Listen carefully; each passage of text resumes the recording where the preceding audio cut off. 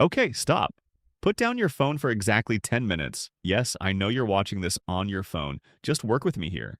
Because I am tired, I am bone tired of watching people nod along like they understand cryptocurrency when, deep down, they have absolutely no idea what the hell is going on. And you know who you are. You've said the words blockchain and decentralized at least 6 times this month. You've typed crypto to the moon in a group chat. You may have even bought some Dogecoin, God help you, because a meme told you to. And yet, if someone asked you to explain how any of this actually works, you'd die. You would literally combust. So today, we're fixing that. No jargon avalanche, no condescending math lectures. Just me, my dwindling patience, and the truth about how cryptocurrency actually works. Before we can talk about crypto, we need to back up so far it's almost insulting. We need to talk about what money even is. Because I promise you, most people have never thought about it for more than 3 seconds. Here's the deal. Regular money, dollars, euros, rupees, whatever, is what's called fiat currency. That means it has value because your government says it does. That's it. There's no gold sitting in a vault backing up every dollar in your wallet. It's a collective hallucination we all agreed to. Your $20 bill is literally just a fancy piece of cotton paper with a dead guy's face on it. It's worth $20 because everyone believes it's worth $20. Wild, right? Now, here's where it gets interesting. When you pay someone digitally, like via bank transfer or a card, what actually moves? Nothing physical. Your bank just changes a number in their database. Your friend's bank changes a number in their database. 2 computers talk to each other. Done. So who's in charge of those numbers? Banks? And above banks? Central banks. And above those, governments.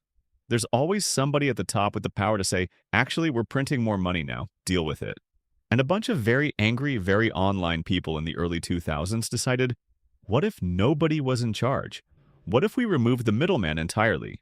Enter Bitcoin. Enter cryptocurrency. Enter the most chaotic financial experiment in human history. All right, here's where people's eyes glaze over, and I refuse to let that happen to you. Stay with me. Blockchain is not complicated. You have been lied to. Imagine a Google Doc. A shared Google Doc that literally thousands of people have access to. Every single transaction, every time someone sends crypto to someone else, gets written into this document. A new line every time. Now, here's the twist. You can't delete lines. You can't edit past lines. You can only add. And every new chunk of lines, they're called a block, because someone had a flair for the dramatic, gets cryptographically linked to the one before it. That link is basically a fingerprint. If anyone tries to go back and tamper with an old block, the fingerprint changes, which breaks the link to the next block, which breaks that block's link, and suddenly the whole chain is screwed and everyone can see it. That's the chain in blockchain, a chain of tamper-evident blocks of data. And instead of living on one company's server, this document lives on thousands of computers around the world simultaneously. So when you ask, but where does the blockchain live?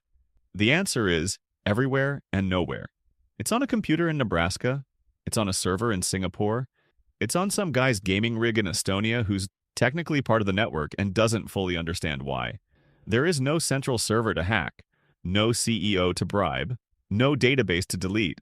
You'd have to rewrite the history on thousands of computers simultaneously, which is, to use the technical term, completely freaking impossible. That's decentralization. That's the big idea. Nobody owns it. Nobody controls it. The rules are baked into the code, and the code doesn't take meetings. Okay, so you want to send someone Bitcoin. How does that actually happen? Because I see people talk about wallets like they make any damn sense. First, a crypto wallet does not store cryptocurrency. I know. The name is catastrophically misleading.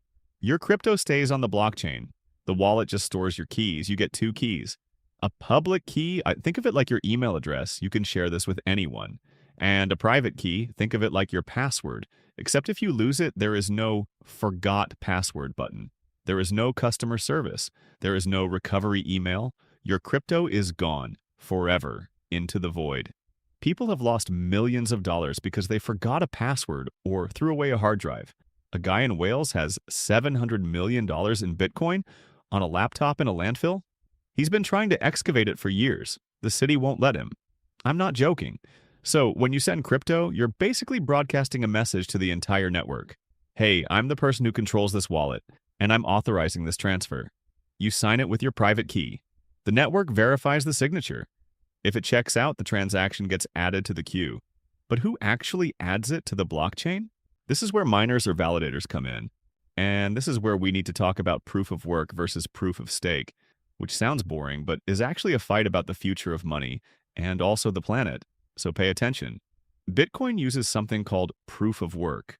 Essentially, specialized computers race to solve an incredibly complex math puzzle. The winner gets to add the next block to the chain and earn some Bitcoin as a reward. This is called mining. Why make it hard? Because difficulty equals security. If it were easy, anyone could spam fake transactions and overwhelm the network. By making it computationally expensive, bad actors would have to spend more on electricity trying to cheat than they'd ever gain from it. The downside: Bitcoin mining uses roughly as much electricity as a mid-sized country. And yes, that's a problem. No, I will not be taking further questions at this time. Ethereum, the second biggest crypto network, switched to proof of stake, which is like, instead of racing to solve puzzles, validators put up their own crypto as collateral. If they try to cheat, they lose it. It uses about 99% less energy. Still not perfect, but hey, progress. Either way, once a transaction gets validated and added to a block, and that block gets added to the chain, and a few more blocks get added on top of it, it's essentially permanent, immutable, written in digital stone. This is what people mean when they say trustless. Not that you can't trust anyone, but that you don't have to trust anyone. The math does the trusting for you. Here's the question that makes crypto people uncomfortable. Why is Bitcoin worth anything? And the honest answer is roughly the same reason gold is worth something. Scarcity plus people agreeing it has value. Bitcoin has a hard cap of 21 million coins, ever. That's it. No government can print more. The code won't allow it. Compare that to regular money where central banks can, and do, just make more. Sometimes a lot more. And when they do, the money you have becomes worth a little less. That's inflation, and it is the silent thief in your savings account. Bitcoin proponents argue it's digital gold, a store of value that can't be inflated away. Critics argue it's backed by vibes and speculation. The truth is probably somewhere in the middle, but I'm not your financial advisor, so I'm not touching that debate with a 10-foot pole. What I will say is this: if you're buying crypto because a celebrity tweeted about it, or because your cousin who does investing told you it's definitely going to $1 million, or because a TikTok told you it was a sure thing, you deserve everything that happens to you. I say this with love. Crypto is volatile. Historically, brutally volatile. It has made people millionaires and destroyed people's life savings. Sometimes the same people, in the same year. Do your research. Don't invest what you can't afford to lose. Basic stuff. Okay, let's bring this home. Cryptocurrency is a digital asset that runs on a decentralized network called a blockchain, secured by cryptography, maintained by thousands of computers worldwide, and governed by code rather than institutions. It is not magic internet money that only goes up. It is not a scam. Well, most of it isn't. Watch out for scams. It is not something only tech geniuses can understand. You just proved that by sitting through this video. You now know what a blockchain is. You know what decentralization means. You know the difference between a public and private key. You know why mining exists. You know more than 90% of the people using these words in the wild. Go forth. Ask better questions. Stop nodding along. And for the love of everything, please do not buy Dogecoin because a meme told you to. Actually, you know what? Do whatever you want. I'm just a person on the internet. But you'll know exactly what you're doing now, and that's the whole point. If this video helped you, hit like, subscribe, and share it with someone who confidently uses the word blockchain without knowing what it means. You definitely know someone like that. I'll see you in the next one.